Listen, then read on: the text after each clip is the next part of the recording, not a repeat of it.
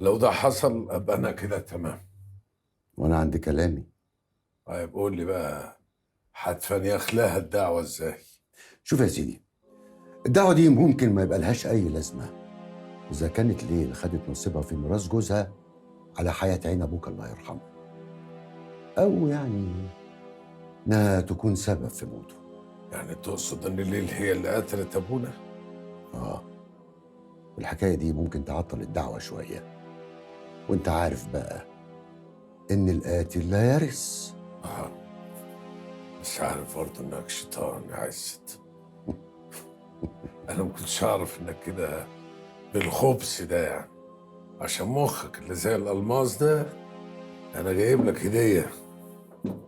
خد يا عزت، ده مفتاح عربيه احمد ابنك، عشان تبقى عارف ان انا لما بوعد بوفي، ما بظلمش اي حد. هو في حد عادل ولا حقاني زيك يا اخويا؟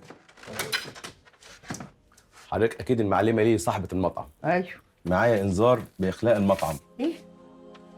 الاستاذ عزت اللي مأجره منه حضرتك المطعم رفع على حضرتك انذار باخلاء المكان عشان حضرتك بتضري بسلامه المكان وصحه السكان.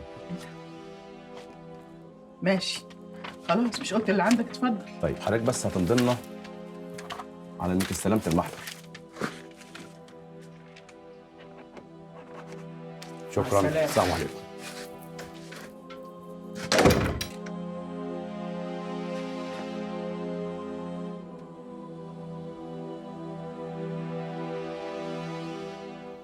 اكيد الدعوه اللي رفعتها هي اللي خليته يعمل كده.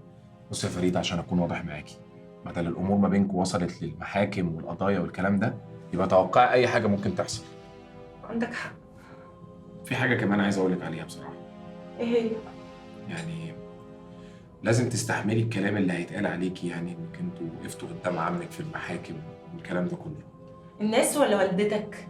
ماشي يا فريد، انا مش بستثني ماما من الناس، اكيد يعني اكيد هي هتقول عليكم كده وممكن تخاف منكم كمان. فريد انا بني ادم واضح، يعني انا اسف يعني اللي انا بقول كده، مش عايزك تزعلي من صراحتي.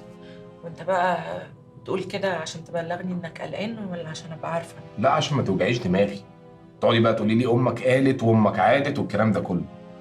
بس اللي عايزك تعرفيه ان ولا كلام امي ولا كلام الناس هيفرق معايا في حاجه. ماشي، اذا كان كده ماشي. قول لي بقى، هنعمل ايه في دعوه الطرد دي؟ لا، دعوه الطرد اللي عاملها عمك عزت دي لعبه بيلعبكوا بيها مش اكتر. بس المفروض يعني ان المستاجر لو اثبت ان في ضرر بيخلي العين فورا، وفي حاله الامتناع بيلجأ لقاضي الامور الوقتيه اللي هي في المحكمه التابعه للدايره بتاعت منطقتكم، وبيصدر الحكم بالطرد وبالتعويض كمان. طب وده هيحصل؟ يا بنتي يحصل ايه؟ بقول لك بيلعبكم مش اكتر. عمك ده اجمد من كده، انا اسف يعني مش قصدي حاجه.